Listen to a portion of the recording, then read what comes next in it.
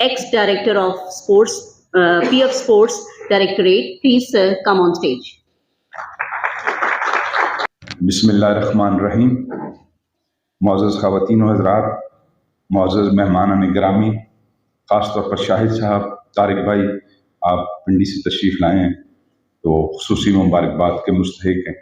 सबसे पहले तो मैं आबिद हुसैन को और नईम अशरफ को मुबारकबाद देता हूँ कि ये हमेशा खैर के मामलात में, नेकी के मामलात में और अवामी शऊर बेदार करने के हवाले से मुस्बत प्रोग्राम तरतीब देते हैं और बहुत डिवोशन के साथ और पैशन के साथ आप ये काम कर रहे हैं।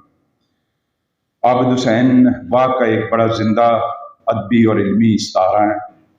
कम से कम 40 साल तो मुझे हो गए PF में आए हुए, जब से ये बहुत गैर मामूली काम कर रहे हैं और इनकी इल्मी और अदबी खिदमात पर जितनी भी इनकी तहसीन की जाए वो कम।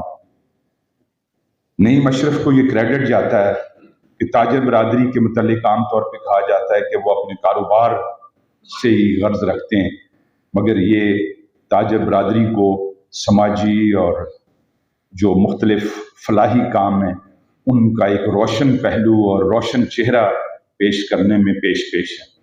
ये वाकई एक नौजवान की आदत है और माहिर तालीम होने के साथ साथ एक बहुत मुखय्यर इंसान है और हमेशा अवामी शऊर को बुलंद करने के सिलसिले में कोई भी इवेंट हो ये हमेशा पेश रहते हैं। तो आपको भी बहुत बहुत मुबारक हो। इससे पहले कि मुझे भी चिट आ जाए, मैं बहुत मुख्तसर सी गुजारिश करूंगा आज के दिन के हवाले से। मुझे खुशी हुई डायरेक्टर स्पोर्ट्स यहाँ मौजूद हैं, क्योंकि मैं समझता हूँ कि जो आज का मौजू है उसका ताल्लुक बरह रास्त स्पोर्ट्स से है। आमतौर पे कहा जा रहा है, जो आदाद व शुमार हैं हमारे पास, कि पाकिस्तान में 70 लाख अफराद मंशियात की लत में मुब्तला है और उन 70 लाख में से 50 लाख नौजवान, वो नौजवान हैं जिनकी उम्रें 12 से 22 साल के दरमियान। पाकिस्तान में आपको पता है जो हालिया सेंसस हुआ है उसके मुताबिक 8.5 करोड़ नौजवान मौजूद हैं। तो ये नौजवान, मैं ये चाहता था, जैसे आबिद भाई ने भी कहा, कि कोई डॉक्टर या कोई मुहक्किक हमें एक मुख्तसर सी ब्रीफिंग देकर इस मंशियात के हवाले से, इसके पस मंज़र के हवाले से, इसके मौजूदा फैलाव के हवाले से हमारी रहनुमाई करें। मैं सिर्फ ये कहना चाहूँगा कि मुख्तलिफ माशरे मुख्तलिफ इर्तिकाई मनाजिल से गुजर रहे होते हैं, क्योंकि मेरा मुखातिब आज बहुत ही काबिल लोग हैं, माहिरीन तालीम हैं, जर्नलिस्ट हैं, मीडिया से ताल्लुक़ रखने वाले लोग हैं। तो मुख्तलिफ माशरों के मसाइल भी मुख्तलिफ हुआ करते हैं। जहाँ इंसान है वहाँ मसाइल भी मौजूद होते हैं। मसलन अमेरिका का इस वक्त सबसे बड़ा मसला जो है समाजी मसला, वो गन रूल्स हैं। यूरोप का सबसे बड़ा मसला सेम सेक्स मैरिज है। जापान का सबसे बड़ा मसला खुदकशियों की तादाद है। अभी हम जापान में थे तो हम उनसे ये पूछ रहे थे कि जापान दुनिया का दूसरा तरक्की याफ्ता तरीन मुल्क है जिसकी सिर्फ एक्सपोर्ट्स 900 अरब डॉलर सालाना है, और वहाँ सबसे ज़्यादा खुदकशी का रेट क्यों है? तो माशरे वो जिंदा होते हैं जो अपने मसाइल की आंखों में आंख डालकर न सिर्फ उसको देखते हैं बल्कि जानने की कोशिश करते हैं कि ये मसले क्यों दरपेश हैं और उनका सद्जवाब कैसे हो सकता है। मंशियात के मुतालिक मुख्तसर बात यह है कि बच्चे जो होते हैं, नौजवान नस्ल, वो ख्वाब देखते हैं और ख्वाब से ही वो आगे बढ़ते हैं। वो जो शायर ने कहा कि मैं ऐसे शख्स को जिंदों में क्या शुमार करूं जो सोचता भी नहीं, ख्वाब देखता भी नहीं। तो ये जो बच्चे हैं ये ख्वाब देखते हैं, और जब माशरा उन्हें आगे बढ़ने के रास्ते नहीं देता तो फिर वो मंशियात की तरफ जाते हैं। अभी देखें 350-400 नौजवान हमारे यूनान के समुंदर में तह में चले गए। कोई इंसान अपने घर को छोड़ना नहीं चाहता, मगर क्या हमने इस मुल्क को अपनी नौजवान नस्ल के लिए रहने के काबिल बनाया है?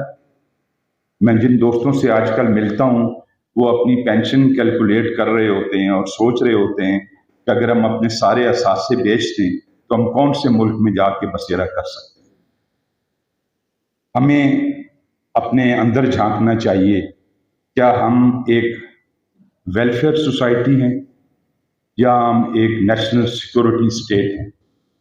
جب تک ہم اپنے نوجوانوں پر، اپنے مستقبل پر خرچ نہیں کریں گے، انہیں ایک محفوظ، انہیں ایک باعزت مستقبل کی ضمانت نہیں دیں گے، ہمارے نوجوان منشیات میں بھٹکتے رہیں۔